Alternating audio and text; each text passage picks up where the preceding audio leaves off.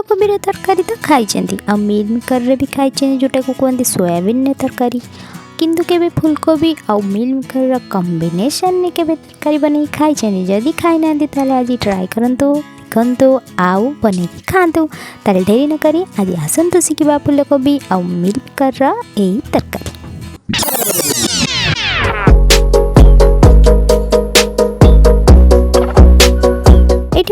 गोटे बड़ आलू जोटा को भलरे चोपा छड़े ताकू एभली छोट छोट पीस करी पानी रे पके दीची।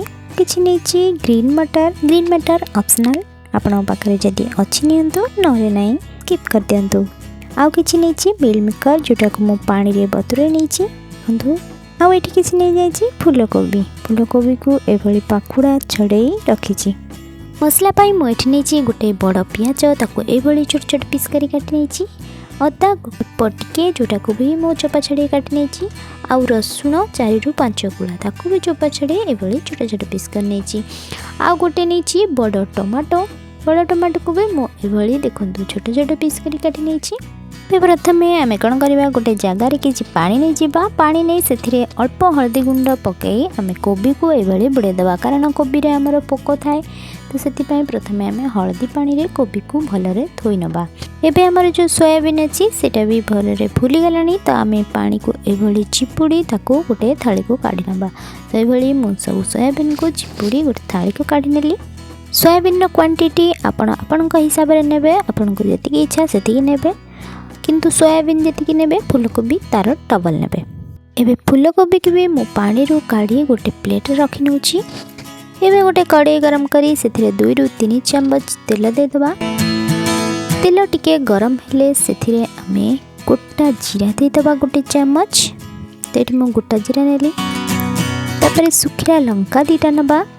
एबे जो पियाज अदा रसुण रखिचंती ताको आधर ऐड करी टिके भाजी नबा। टिके भलरे तेल रे एपट सेपट करनबा। टिके भलरे भाजी गला परे आमे जो टमाटो काटी रखिचंदी ताको भी आधरे ऐड करनबा।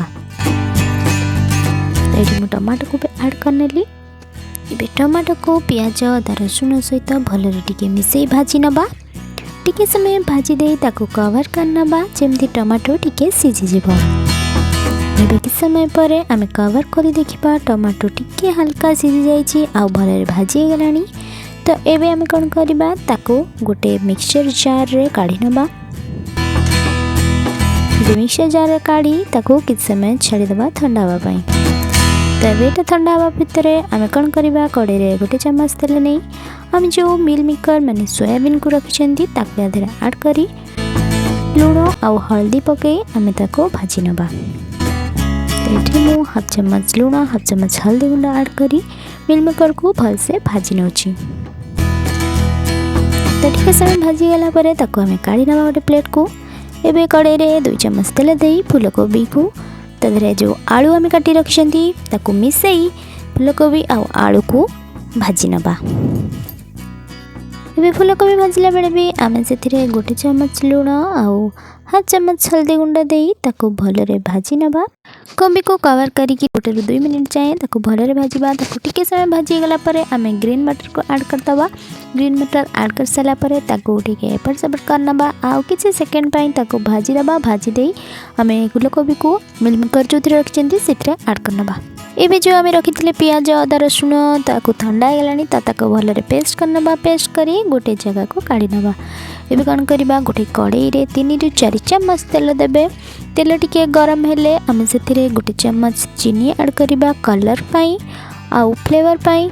तो ऐड कर साला परे टिके समय जस्ट चीनी ताती गले आमे सेथिरे 2टी तेजपत्र ऐड कर दबा। एबे सेथिरे बड़ गुजराती आउ छोट गुजराती ऐड करनबा। टिके भाजी हे गले आमे सेथिरे जो पेस्ट रखिचंती ताको ऐड करनबा। तो एबे पेस्ट को ऐड कर साला परे आमे सिल जार अछि ताको धोई टिके पानी दे दबा। एबे सेथिरे आमे गोटे चम्मच लूण हाफ चम्मच हल्दी गुंड हाफ चम्मच लंका गुंड जेहेतु आमे 2टा शुक्ला लंका नहीं तो ये हाफ चम्मच लंका गुंड नेली। हाफ चम्मच धनिया गुंड हाफ चम्मच जीरा गुंड ऐड करी भलरे भाजी नबा। एबे मसला को आमे कवर करी भलरे भाजी नबा। मसला भाजवा बेस टाइम लगे हल्दी 1 ରୁ 2 मिनिट लगे। तो मसला एवं भल भाजीगला मुझे किसी कस्तूरी मेथी ऐड कर गोटे चामच भाया। तो कस्तूरी मेथी ऐड करी मुझे समय भाजी नेबी। ये टिके समय भाजी सारा पर मुझे कोबी और मिलमेकर को रखी भाजिकी आधार ऐड करने भी। तो ये ऐड करी मसला सहित भलरे भाजी नेबी। तबे मसला सहित भलरे भाजी नहीं मुझे कौन करी जी पानी दरकार आपड़ देखिए जी आपंकर जो नहीं कोबी और मिलमेकर कोबी केते परसेंट सीझी से हिसाब से आप पानी देबे। तो ये मुझे कोबी बुड़ला भाया पानी दूची। यदि आपन को अधिका ग्रेवी दरकार ताले आप अधिका भी पानी दे पारिबे। तो ये पानी दे ताको आपण किछ समय पे कवर करनेबे।